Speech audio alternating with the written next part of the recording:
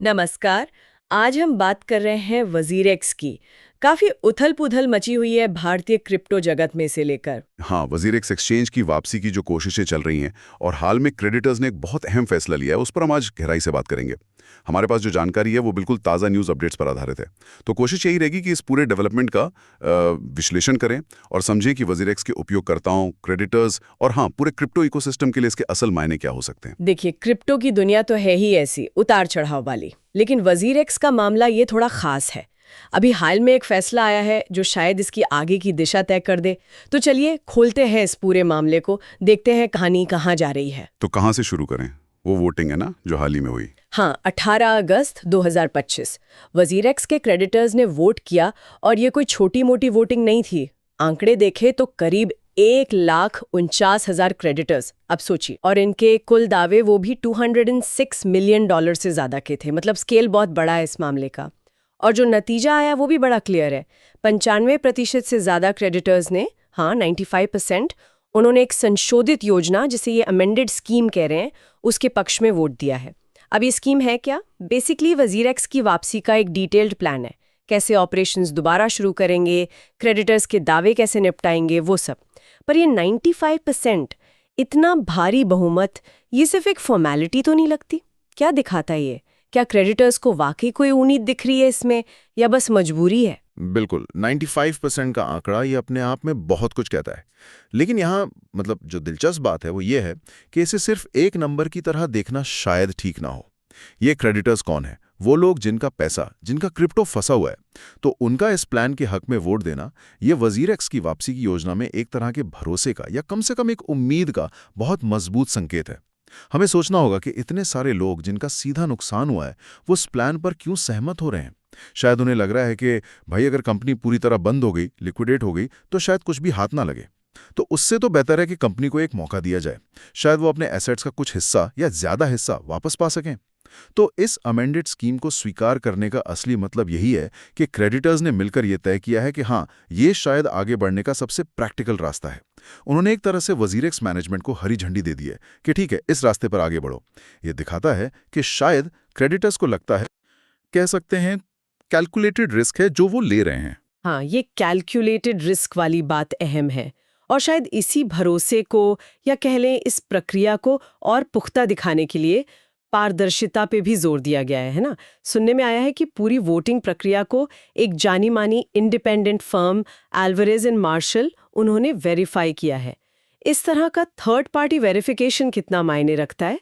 क्या इससे प्रक्रिया की विश्वसनीयता बढ़ती है, खासकर उन लोगों के लिए जो शायद शक की नजर से देख रहे हो पूरी चीज को? निश्चित रूप से अगर हम इसे बड़ी तस्वीर में देखें तो एल्वारेज एंड मार्शल जैसी एक स्वतंत्र और प्रतिष्ठित फर्म का वेरिफिकेशन बहुत जरूरी है।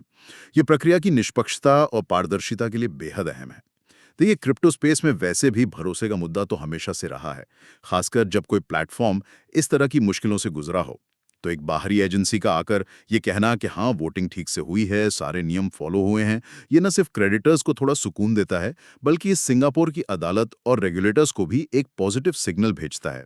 ये दिखाता है कि भाई प्रोसेस को सीरियसली लिया गया है, कोई गड़बड़ी की गुंजाइश कम करने की कोशिश हुई है।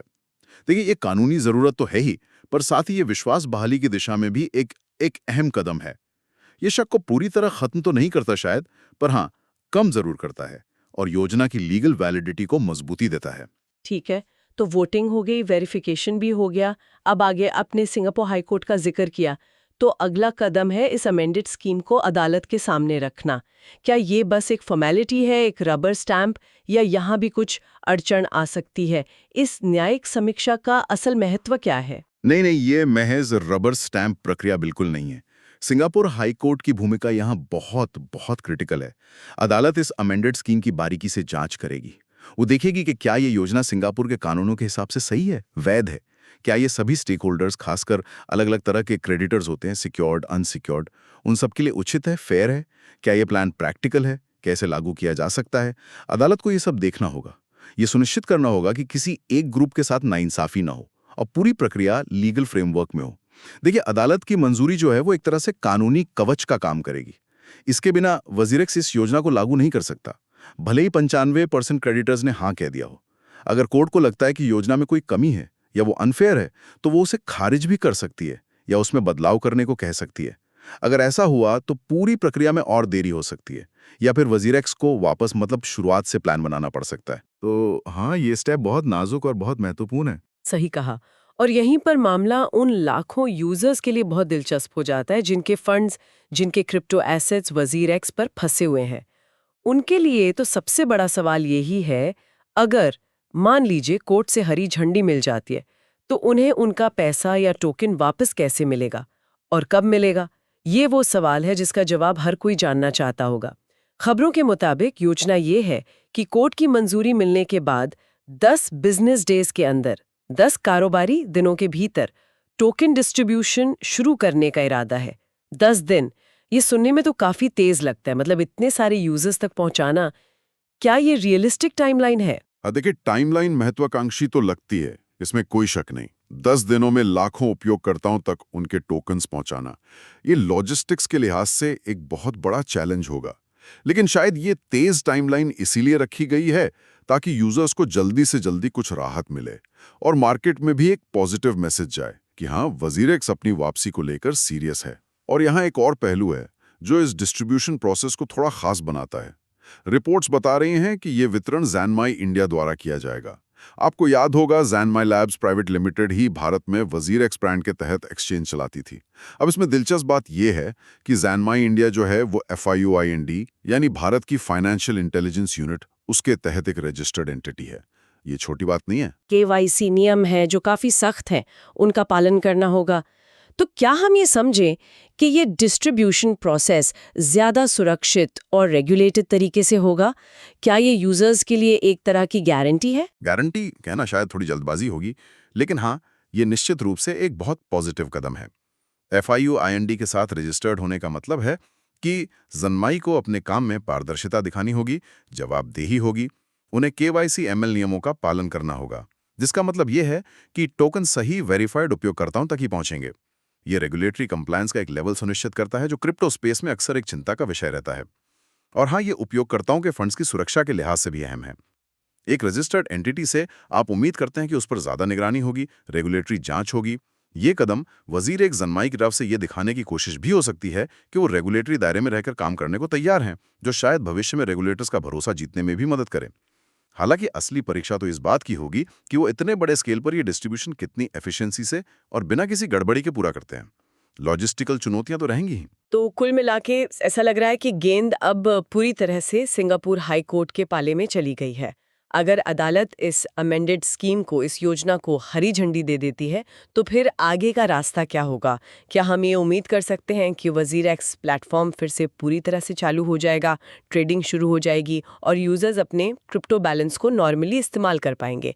मतलब इस सब का वजीरेक्स के भविष्य के लिए क्या मतलब है? देखिए, अगर सिंगापुर हाईकोर्ट से मंजूरी मिल जाती है तो ये वजीरेक्स के भी बेशक एक बहुत बड़ी राहत होगी, एक बहुत महत्वपूर्ण जीत।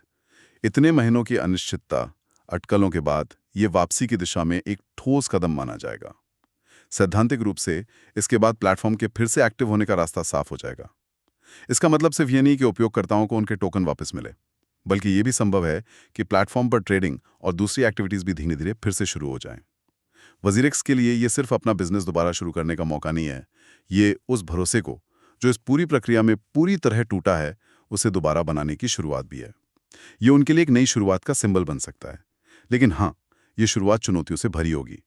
उन्हें ना सिर्फ टेक्निकली प्लेटफॉर्म को स्टेबल और सिक्योर बनाना होगा, बल्कि यूजर्स को ये यकीन भी दिलाना होगा कि उनका पैसा अब सुरक्षित है। और इसका असर सिर्फ वजीरेक्स तक ही तो सीमित नहीं रहेगा, है ना? भारतीय क्रिप्टो बाजार पर क्या असर पड़ सकता है इसका? क्या ये दूसरी एक्सचेंजों या क्रिप्टो कंपनियों के लिए कोई सबक या कोई उदाहरण पेश करता है? बिल्कुल। इस पूरे मामले का असर वजीरेक्स से कहीं ज्यादा बड़ा हो सकता है। भारत में जहां क्रिप्टो को लेकर रेगुलेटरी माहौल अभी भी आप जानते हैं काफी अनक्लियर है, ऐसे में एक इतने बड़े एक्सचेंज का इस तरह की वित्तीय मुश्किलों से उभरना, अगर वो सफल होते हैं तो ये कई मायनों में अहम होगा। ये रेगुलेटर्स को एक केस स्टडी दे सकता है कि भाई ऐसी सिचुएशन को कैसे हैंडल किया जा सकता है। ये इन्वेस्टर्स के भरोसे को भी प्रभावित कर सकता है, पॉजिटिव या नेगेटिव, ये इस पर निर्भर करेगा कि वापसी कितनी स्मूथ होती है। साथ ही ये दूसरे क्रिप्टो प्लेटफॉर्म्स के लिए भी एक मिसाल बन सकता है, जो शायद भविष्य में ऐसी ही मुश्किलों का सामना करें। ये दिखाता है कि क्रेडिटर्स के सहयोग से और एक सोची समझी, कानूनी रूप से स्वीकृत योजना के जरिए दिवालियापन या पूरी तरह बंद होने के अलावा भी वापसी का रास्ता मुमकिन हो सकता है। ये एक तरह का बेल इन मॉडल है, जहां क्रेडिटर्स ही कंपनी को बचाने में हिस्सेदार बनते हैं। अब ये देखना दिलचस्प होगा कि क्या ये मॉडल भविष्य में इंडस्ट्री स्टैंडर्ड का हिस्सा बनता है या नहीं। ये एक महत्वपूर्ण सवाल भी खड़ा करता है कि क्या इस तरह की वापसी योजनाओं में यूजर्स के हितों की रक्षा ठीक से हो पाती है, क्योंकि अक्सर क्या होता है ना कि बड़े क्रेडिटर्स की आवाज ज्यादा सुनी जाती है। वजीरेक्स के मामले में क्योंकि बड़ी संख्या में यूजर्स ही क्रेडिटर हैं, तो शायद उनके हितों को प्राथमिकता मिली हो, लेकिन ये हमेशा ऐसा नहीं होता। ठीक है, तो अगर हम पूरी चर्चा को समेटे, वजीरेक्स के करीब 1.5 लाख क्रेडिटर्स, 95% से ज्यादा बहुमत उन्होंने एक्सचेंज की वापसी योजना यानी अमेंडेड स्कीम का समर्थन किया है। इस प्रक्रिया की निगरानी एल्वारेज एंड मार्शल ने की। अब यह योजना सिंगापुर हाईकोर्ट के सामने है। उसकी मंजूरी सबसे अहम है। अगर मंजूरी मिलती है तो FIU रजिस्टर्ड इकाई जन्माई इंडिया के जरिए उपयोगकर्ताओं को 10 कारोबारी दिनों में उनके क्रिप्टो टोकन्स मिलने की उम्मीद है और वजीरेक्स प्लेटफॉर्म दोबारा जिंदा हो सकता है। हाँ, मुख्य बातें यही हैं, लेकिन यहाँ एक आखिरी विचार है जो शायद सबसे अहम है। मान लीजिए सिंगापुर हाईकोर्ट ने योजना को मंजूरी दे दी, टोकन डिस्ट्रीब्यूशन भी हो गया, प्लेटफॉर्म टेक्निकली फिर से चालू भी हो गया। क्या इतना काफी है? मेरे ख्याल से वजीरेक्स के लिए असली पहाड़ चढ़ना तो इसके बाद शुरू होगा, और वो पहाड़ है उपयोगकर्ताओं का विश्वास पूरी तरह से बहाल करना। देखिए, क्रिप्टो की दुनिया भरोसे पर चलती है। तकनीक, लिक्विडिटी, फीचर्स, ये सब जरूरी हैं बिल्कुल, लेकिन अगर भरोसा नहीं है तो कुछ भी नहीं है। एक बार जब यूजर्स का भरोसा टूटता है, खासकर उनके फंड्स की सुरक्षा को लेकर, तो उसे दोबारा जीतना बहुत बहुत मुश्किल होता है। तो सवाल यह है, क्या वजीरेक्स भविष्य में वो पारदर्शिता, वो सुरक्षा के पुख्ता इंतजाम कर पाएगा जिससे उपयोगकर्ता दोबारा सुरक्षित महसूस करें? क्या वो लगातार कम्युनिकेशन बनाए रखेंगे? क्या ये वापसी महज एक टेक्निकल रिबूट होगी या वाकई में एक भरोसेमंद प्लेटफॉर्म की बहाली होगी? सिर्फ प्लेटफॉर्म का दोबारा चलना काफी नहीं होगा, बड़ी प्राथमिकता है। वजीरेक्स का ये जो कथित पुनरुत्थान है, ये कितना स्थायी होगा और क्या वो लंबे समय तक अपने उपयोगकर्ताओं का भरोसा बनाए रख पाएंगे? यही $1 मिलियन का सवाल है।